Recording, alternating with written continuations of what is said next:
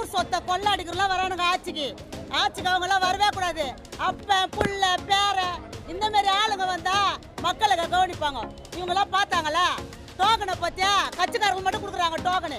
சேகர் பாபுக்கிறாரு அவரு கட்சிக்காரங்க மட்டும் டோக்கன் கொடுக்குறாரு. எங்களுக்கெல்லாம் டோக்கனே கொடுக்கல. எவ்வளவு தண்ணியில பாதிக்கப்பட்டோம். உள்ள வெள்ளம் தண்ணி வந்துச்சு, பீரோ போச்சு, வாஷிங் மிஷின் போச்சு, எல்லாம் போச்சு. நான் இந்த மாதிரி புனிவானவங்க நாங்க ஓட்டு போட்டு வரவேன். திமுகவினர் வாரிசு அரசியல் செய்வதாகவும் அப்பனும் மகனும் பேரனும் சேர்ந்து வாரிசு அரசியல் செய்து அவர்களுக்கே சொத்து சேர்க்கின்றனர் என்றும், ஆனால் எங்களுக்கு டோக்கன் கொடுக்கிறேன் என்ற பெயரில் அவர்கள் கட்சிக்காரர்களுக்கே கொடுத்து இந்த நிவாரணத் தொகை கூட கிடைக்காத அளவிற்கு செய்கின்றனர் என்றும், ஆனால் நாம் தமிழர் கட்சி தலைமை ஒருங்கிணைப்பாளர் சீமான் அவர்கள் எந்த டோக்கனும் இல்லாமல் இலவசமாக அனைத்தையும் தந்தார் என்றும் பெண் ஒருவர் திமுக அரசை கடுமையாக தாக்கி பேசியுள்ளார்.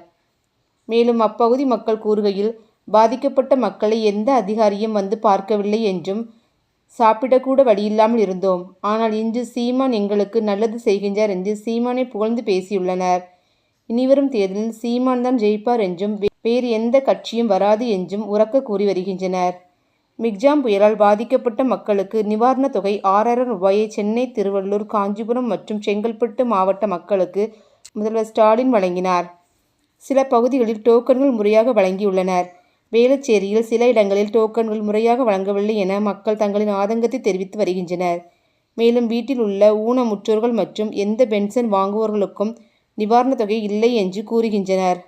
அப்பொழுது நாங்கள் என்ன செய்கிறது என்றும் மக்கள் கேள்வி எழுப்பி வருகின்றனர். இவ்வாறு ஒரு சிலருக்கு அரசு வெள்ள நிவாரணம் கிடைத்துள்ளது, ஒரு சிலருக்கு கிடைக்கவில்லை. இந்த குளறுபடிகளை அரசு சரி செய்ய வேண்டும் என்று சமூக ஆர்வலர்கள் கூறி வருவதும் குறிப்பிடத்தக்கது.